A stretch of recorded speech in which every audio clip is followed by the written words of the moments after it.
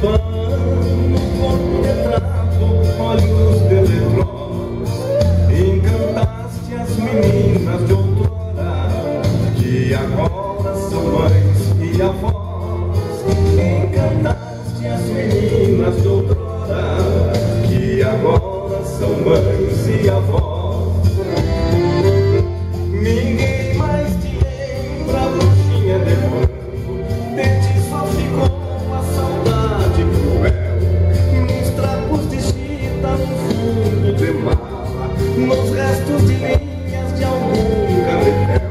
O mundo hoje é outro, os homens mudaram, e até as meninas, e agora não são aquelas meninas perdidas nas tranças, nanando bruxinhas no berço das mãos.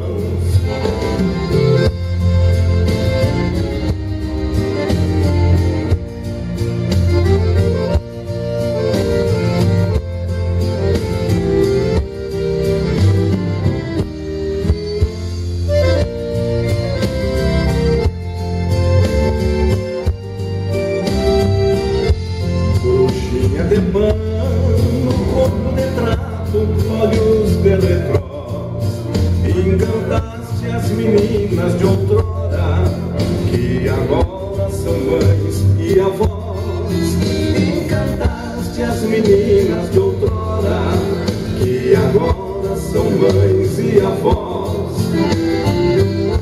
Parece que vejo as bruxinhas de pano, tornadas humanas por graça de Deus, dançando uma valsa dolente e antiga, aos tempos passados dizendo adeus. O mundo hoje é outro, os homens mudaram, e até as meninas, e agora não são aquelas meninas perdidas nas tranças, nanando bruxinhas no berço das mãos. Aquelas meninas perdidas nas tranças, nanando bruxinhas no berço das mãos.